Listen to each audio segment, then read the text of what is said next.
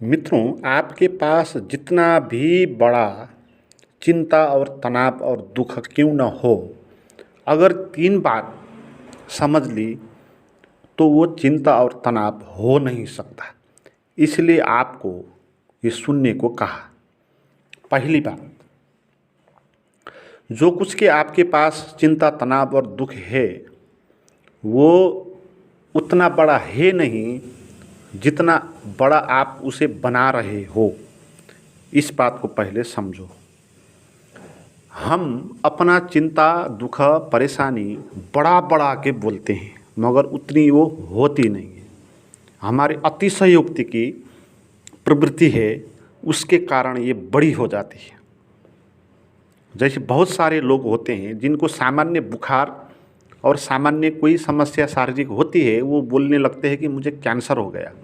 तो इस तरह हम भी बहुत बड़ी समस्या मान लेते हैं जो हमारे पास है, मगर इसको सिंप्लीफाई करना है। ये जो मेरे जीवन में समस्या, चिंता, तनाव है, ये मेरे जीवन में ही नहीं है, सभी के जीवन में है। अगर कोई बात सभी के ऊपर लागू होगी तो वो बात आपको स्वीकार हो जाएगी। जैसे कानून और संविधान होता है, और कानून में बहुत गलत बात भी लिखा होता है, मगर वो सभी के लिए लागू होता है, इसलिए लोग उसे एक्सेप्ट कर लेते हैं, उसे मान लेते हैं, उसको बढ़ा चढ़ा के वो नहीं बोलते। ऐसे ही जब आपने ये जाना कि जीवन में जो भी आपके पास दुख, चिंता, तनाव है, इस किस्म का दुख, चिंता, तनाव जो भी आदमी है होगा, शरीर जिसका भी होगा, मन जिसके पास होगा, वो सभी के साथ परेशानियां होंगी। आपके लिए अलग कोई व्यवस्था नहीं किया है। प्रकृति ने, अस्तित्व ने आपको ही बड़ा दुख नहीं दिया है। ये नियम है प्रकृति का चलाने के। तो सभी के पास ये शरीर होगा तो शरीर में बीमारियां होंगी, मन होगा तो मन में सुख दुख का अनुभव होगा, तो ये सभी को होगा। आपके पास भी ये है, तो ये बड़ी बात है नहीं। इससे सिंप्लीफाई करना है। इसको इस तरह लेने से कारण आपका जो दुख है, जो अतिशयोक्ति के कारण आपने बड़ा बना दिया, वो ज़मीन में आ जाएगा और आप अन्य व्यक्ति की तरह अपने को ले लोगे। पहली बात तो ये।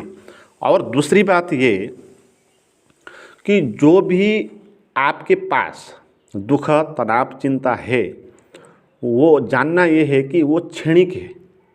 ठीक है, वो क्षणिक है, वो सदा नहीं रहेगी। अगर अभी हो रही है तो कुछ मिनट और कुछ घंटों के बाद वो नहीं रहेगी फिर,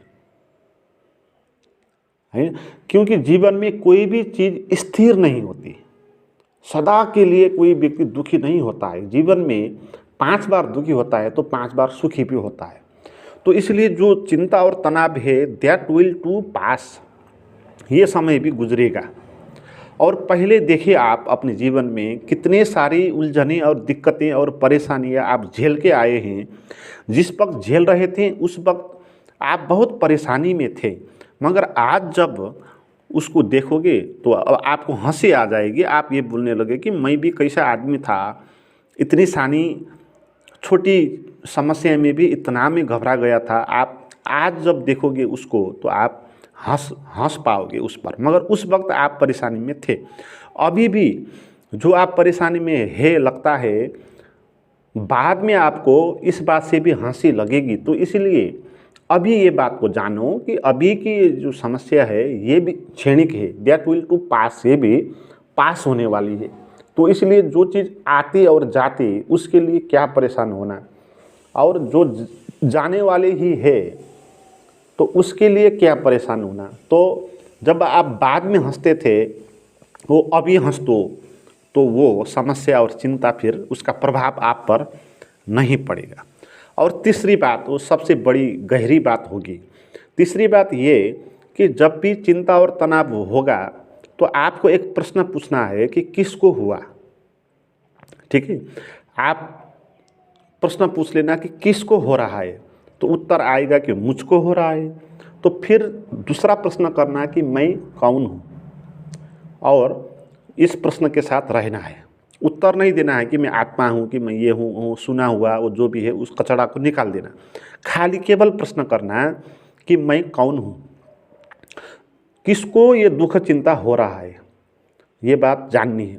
और जब आप किसको हो रहा है, मुझको हो रहा है, तो मैं कौन हूँ, जब ये प्रश्न में आप रहेंगे तब तत्काल ये हो जाएगा कि आप तो कुछ अंदर नहीं होंगे। जब आप अपने अंदर देखने जाओगे कि मैं कौन हूँ, तो कुछ उधर मैं जैसा अनुभव तो नहीं होगा।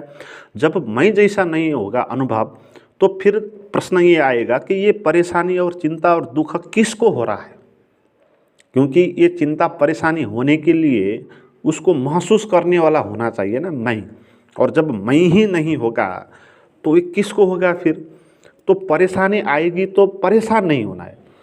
परेशानी से हम परेशान नहीं हो जाते, परेशानी से परेशानी करते हैं हम। समस्या से हम नहीं उलझते, समस्या को बड़ा बनाने के कारण, समस्या को समस्या मानने के कारण हम उस पर उलझ जाते हैं। तो इसीलिए समस्या को छोड़ देना है और प्रश्न करना है कि किसको ये समस्या हो रहा है। मुझको हो रहा है तो मैं कौन हूँ। तो अपने को देखना है, जानना है कि मैं कौन हूँ, और ऐसी बात जाननी है अपने अंदर जहाँ मैं नहीं होता है, केवल शून्यता होता है, खालीपन होता है, अस्तित्व होता है। जब आप उस मैं का अनुभव करेंगे तो फिर आपको वो परेशानी और चिंता नहीं होगा, क्योंकि वो परेशानी और चिंता किसको हो रहा था, एक काल्पनिक मैं को, जो वहाँ था ही नहीं। जो मान्यताओं से बना हुआ मैं था, उसको परेशानियाँ हो रही थी, है ना। भ्रम को ही भ्रम हो रहा था, अहंकार को ही पीड़ा हो रहा था, पीड़ा को ही पीड़ा हो रहा था, एक मान्यता को हो रहा था पीड़ा। और जब आप जानेंगे कि असली बात तो ये है कि मैं होता नहीं है ना, मैं जैसा कुछ केंद्र होता नहीं है। ठीक है, मैं जो है वो कामकाज करने के लिए व्यवहार में आवश्यक है, तो वो भाषा में मैं होगा, मेरा नाम भी होगा, मगर मेरा जो नाम है, पद है, प्रतिष्ठा है, वो सब व्यवहारिक सत्य है, वो आंतरिक सत्य नहीं है। आंतरिक सत्य यही है कि हम अंदर में कुछ होते नहीं है, मैं जैसे कुछ होते नहीं है, हो नहीं सकता अस्तित्व में। अस्तित्व सब एक है, एक ही अस्तित्व का विस्तार है। इसको हम अगर मैं बोले तो उस तरह का मैं बोलना पड़ेगा, जैसा उपनिषदों में बोलते हैं कि अहम ब्रह्मास्मि, सभी कुछ मैं हूँ, इस तरह बोलना पड़ेगा। मगर हम इस तरह अपने को मैं बोलते हैं कि मैं कुछ अलग हूँ, भिन्न हूँ, इतना लंबा, इतना छोटा, इस कलर का, इस जात का, इस धर्म का। तो इस किस्म का जो मैं है वो वास्तविक में मैं है नहीं, वो काल्पनिक मैं है। तो परेशानियाँ भी किसको हो रही है, काल्पनिक मैं को हो रही है। इस बात को जानना है। तो इस बात को जानने के कारण फिर आपको कैसे चिंता हो सकेगी, क्योंकि चिंता किसको हो, चिंता होने के लिए कोई होना चाहिए ना अंदर, तो अंदर तो कोई है नहीं वास्तविक। तो इस तरह आप चिंता से बाहर आ सकते हैं। मित्रों, अगर आप कुछ अभ्यास करके इससे बाहर आना चाहते हैं तो प्राइवेट गाइडेड मेडिटेशन की साधना मेरी 15 है, वो आप कर सकते हैं। उसके लिए आप मुझे व्हाट्सएप पर बात करें, व्हाट्सएप का नंबर डिस्क्रिप्शन में दिया हुआ है। Thank you.